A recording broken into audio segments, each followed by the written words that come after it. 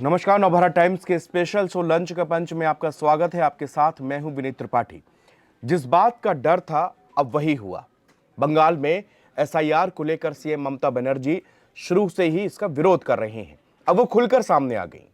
एक दिन पहले उनका गुस्सा भी सातवें आसमान पर पहुंचा। उन्होंने बड़ा बयान देते हुए कहा कि अगर अगर भाजपा बंगाल में मुझे चोट पहुंचाने की कोशिश करेगी तो मैं पूरे भारत में उसकी नींव हिला दूंगी। इतने गुस्से का कारण क्या है? एसआईआर को लेकर इतनी टेंशन क्यों हो रही है? क्यों ममता बनर्जी आर पार के मूड में दिख रही हैं? आज इसकी डिटेल रिपोर्ट में कुछ पॉइंट मैं बताऊंगा। उनको समझना होगा, तभी आपको ये पूरी कहानी बंगाल और एसआईआर समझ में आ पाएगा। पॉइंट ये है कि अब तक 14 लाख फॉर्म अनकलेक्टेबल पाए गए हैं। अब ये लोग कौन है, ये एक अलग कहानी है। दूसरा पॉइंट ये है कि पश्चिम बंगाल के बॉर्डर सटे इलाकों में लोग भाग क्यों रहे हैं, ये अलग पॉइंट है। तीसरा पॉइंट बीएलओ की मौत और जान देने का है। आखिर उनकी सुध कौन लेगा? इतने काम का प्रेशर क्यों दिया जा रहा है? चौथा पॉइंट है ममता बनर्जी भारत की नींव हिलाने की बात क्यों कह रही हैं। पांचवा पॉइंट यह है कि बंगाल के मतुआ समुदाय के बीच जाकर ममता बनर्जी ने सीए का डर क्यों दिखाया।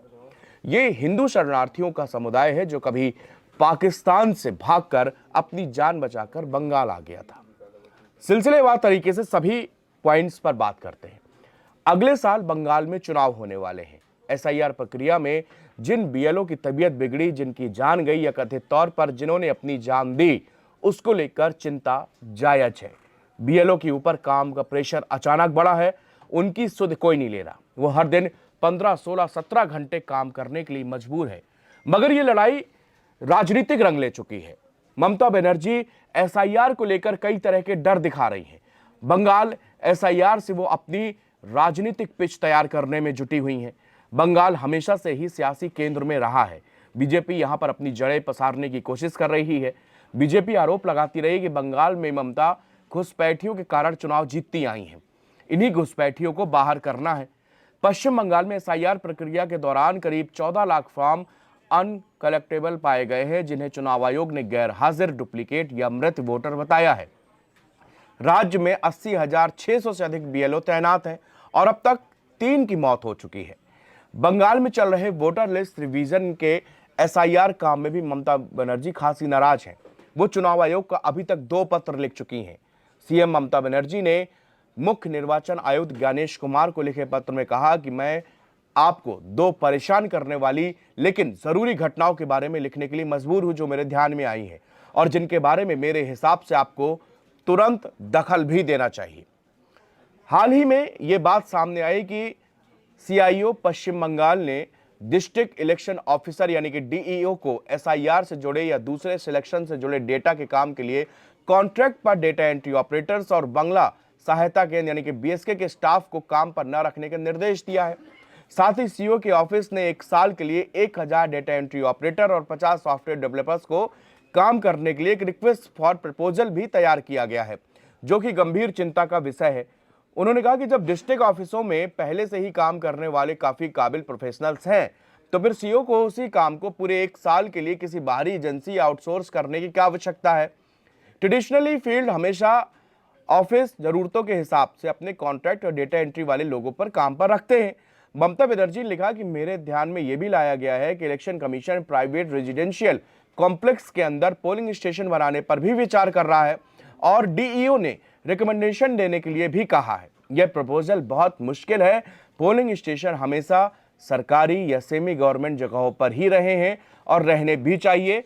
बेहतर होगा कि 2 किलोमीटर के दायरे में ये आप बनाए जाए ताकि आसानी से पहुंचा जा सके और न्यूट्रलिटी भी बनी रहे। ये पत्र में लिखा है जो मुख्य चुनाव आयुक्त को ममता बनर्जी ने पत्र लिखे हैं। पश्चिम बंगाल की मुख्यमंत्री ममता बनर्जी ने फिर एसआईआर को लेकर बयान दिया। उन्होंने कहा कि भारत निर्वाचन आयोग 9 दिसंबर को मतदाता सूची का मसौदा प्रकाशित करेगा। उन्होंने दावा किया कि इसके बाद एक भयावह और खतरनाक स्थिति उत्पन्न होगी। अब शब्दों में ध्यान देने की जरूरत है। भयावह और खतरनाक मतलब ममता ने कहा है कि एसआईआर के नाम पर एनआरसी लाने की कोशिश की जा रही है। उन्होंने आगे कहा कि चुनाव के बाद वो पूरे देश का दौरा करेंगी। पारंपरिक रूप से भाजपा समर्थक माने जाने वाले मतुआ समुदाय को संबोधित करते हुए ममता बनर्जी ने चुनावी रणनीति अपनाई। उन्होंने कहा कि एसआईआर का जो नवीनतम अभियान है वो एनआरसी लागू करने का ही एक प्रयास है। 2026 के पश्चिम बंगाल विधानसभा चुनाव से पहले मतुआ समुदाय को लुभाने के लिए ममता बनर्जी ने मंगलवार को बनगांव स्थित मतुआ समुदाय के हेडक्वार्टर में एसआईआर विरोधी रैली तक कर दी। मतुआ समुदाय ने पिछले कुछ चुनावों में भाजपा को वोट दिया है। ये रैली ऐसे समय पर हो रही जब भाजपा और अन्य हिंदू संगठन पिछले कुछ महीनों से सीए के लिए आवेदन अभियान चला रहे हैं। ममता बनर्जी ने मतुआ समुदाय से एसआईआर से न डरने का आग्रह किया। उन्होंने कहा कि वो उनके साथ खड़ी हैं। संकल्प लेते हुए ममता ने आगाह किया कि अगर असली मतदाताओं के नाम हटे तो वो किसी को नहीं बख्शेंगी, बल्कि पूरे देश को हिला कर रख देंगी। सीएम ममता बनर्जी ने सवाल उठाया कि अगर आप घुसपैठियों को निकालने के लिए एसआईआर कर रहे हैं तो असम में एसआईआर क्यों नहीं किया जा रहा, जो 4 चुनावी राज्यों में से एक है। मध्य प्रदेश और राजस्थान में एसआईआर ड्रामा क्यों नहीं हो रहा। उन्होंने जोर देकर कहा आखिरी बार एसआईआर 2002 में किया गया और इसमें 2 से 3 साल लग गए थे। भाजपा कार्यालय से सूची को अंतिम रूप में नहीं दिया जा सकता। चुनाव आयोग का काम निष्पक्षता से काम करना है। पूरे देश में बड़े मेट्रो शहरों से लेकर छोटे शहरों और दूर दराज की बस्तियों तक देश के वोटर लिस्ट के सुधार करने का एक शांत लेकिन बेहद जरूरी काम चल रहा है। स्पेशल इंटेंसिव रिवीजन या एसआईआर में booth level officer updated list के साथ घर घर जा रहे हैं।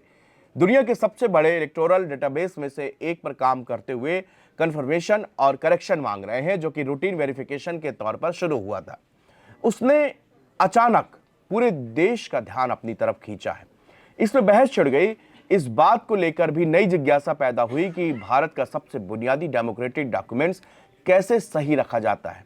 जैसे ही इलेक्शन कमीशन जरूरी चुनावों से पहले रोल्स को अपडेट करने की दौड़ में है, पॉलिटिकल पार्टियां खतरे की घंटी बजा रही हैं।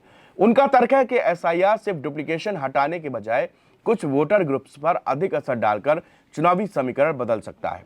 सुप्रीम कोर्ट के मामले में शामिल होने, विपक्ष की चिंताएं बढ़ने और लाखों लोगों के इस प्रोसेस से जुड़ने के साथ पॉलिटिकल माहौल सावधानी वाला है। जैसे जैसे ये काम आगे बढ़ रहा है, एक सवाल भी सामने आने लगा है। एसआईआर भारतीय संविधान की सबसे मजबूत लाइनों में से एक पर आधारित है। आर्टिकल 324 इलेक्शन कमीशन को देश के चुनाव कराने का पूरा अधिकार देता है। सिर्फ वोटिंग वाले दिन का तमाशा ही नहीं, बल्कि वो सब कुछ जो इसे मुमकिन बनाता है। यह अकेला नियम कमीशन को यह अधिकार देता है कि जब भी उसे लगे कि प्रोसेस की ईमानदारी पर ध्यान देने की आवश्यकता है, वह वोटर लिस्ट को बनाए रखने उसको दखल दे सकता है। उस संवैधानिक ताकत को representation of the people act 1950 से और मजबूती मिल जाती है।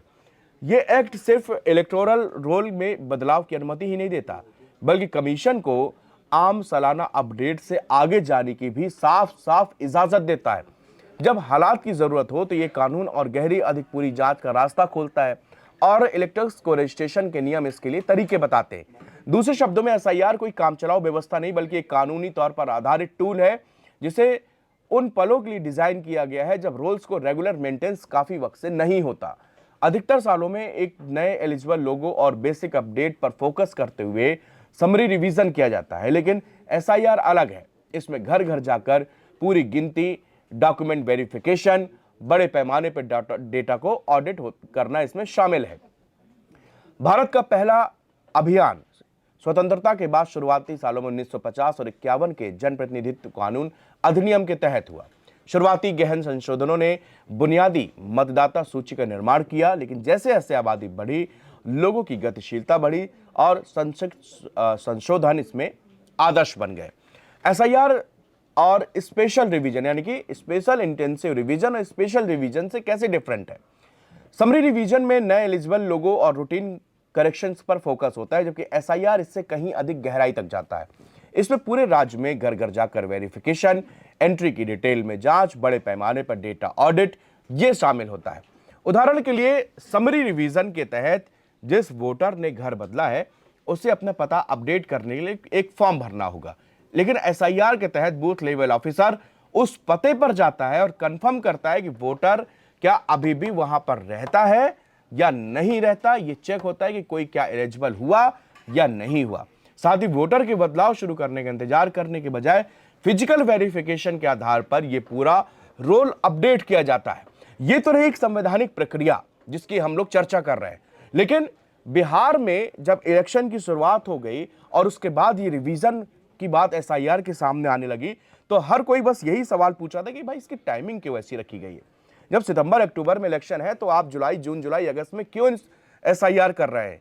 विरोधी पार्टियों ने बड़ा बवाल मचाया, राजनीतिक रैलियां निकाली गई और कहा गया कि ये जो है भारतीय जनता पार्टी को फायदा पहुंचाने के लिए ऐसा किया जा रहा है। सुप्रीम कोर्ट में तमाम दलीलें हुई, अलग अलग लोगों ने वहां पर अपनी बात रखी, लेकिन सुप्रीम कोर्ट ने भी इस प्रक्रिया पर रोक लगाना उचित नहीं समझा और इस पर रोक नहीं लगाई गई। हां, सुप्रीम कोर्ट ने कुछ अपनी गाइडलाइंस जरूर बताई कि इसके तहत आप ये डॉक्यूमेंट्स को मान सकते हैं, ये लोग एलिजिबल हो सकते हैं, लेकिन इस पूरी प्रक्रिया को बंद नहीं किया, रोका नहीं गया और इसी के बाद ये 12 राज्यों में चलाई जा रही है।